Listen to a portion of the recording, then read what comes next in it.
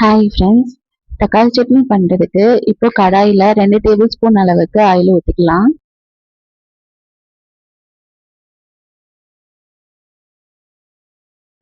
Oil சூடானதும் 1 teaspoon சீரகம்,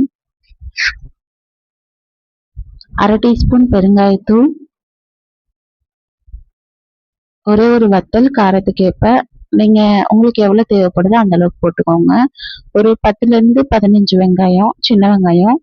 பெரிய வெங்காயம் யூஸ் பண்ணுறீங்கன்னா ஒரு 3 பெரிய வெங்காயம், பல்லாரி வெங்காயம் யூஸ் பண்ணிக்கலாம். தக்காளி சட்னிக்கு சின்ன வெங்காயம் ரொம்பவே நல்லா இருக்கும். 10லேருந்து 15 வெள்ளை பூண்டு. அடுப்பை லோ ஃப்ளேமில் வச்சுட்டு வெங்காயம் நல்லா பொன்னிறம் ஆகிற அளவுக்கு வதக்கிக்கலாம். இந்த அளவு வதங்கினதும் ஒரு 3 பெரிய தக்காளி, நல்ல பழுத்த தக்காளியை சின்னதாக கட் பண்ணி போட்டுக்கலாம்.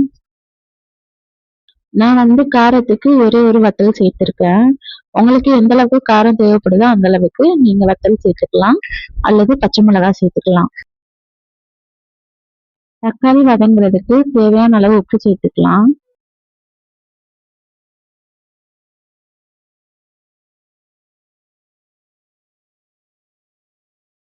கைப்பிடி அளவு புதினா மல்லி சேர்த்துக்கலாம்.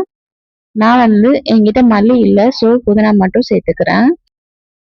இந்த அளவு நல்லா தக்காளி வதங்கினதும் கொஞ்ச நேரம் ஆற வச்சுட்டு மிக்சியில அரைக்கலாம். ஆறிடுச்சு. இப்போ நான் மிக்சி ஜார்ல போட்டு தண்ணி விடாம கொஞ்சம் கொரப்பா அரைச்சுக்கிறேன். அதுக்கப்புறம் கொஞ்சமா தண்ணி விட்டு அரைச்சுக்கிறேன்.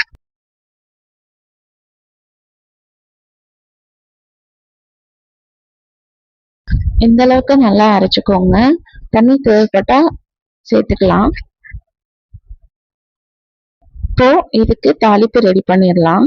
தாளிப்புக்கு நான் ஒரு சின்ன வடக்கரண்டியில 1 டீஸ்பூன் அளவுக்கு ஆயில் ஊற்றிருக்கேன். ஆயில் சூடானதும் அரை டீஸ்பூன் சீரகம், அரை டீஸ்பூன் கடுகு,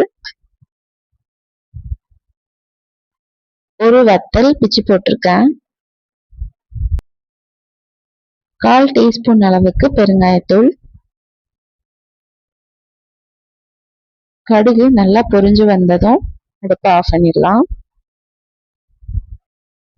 அவ்வளோதாங்க, ரொம்பவே சிம்பிளான தக்காளி சட்னி ரெடி.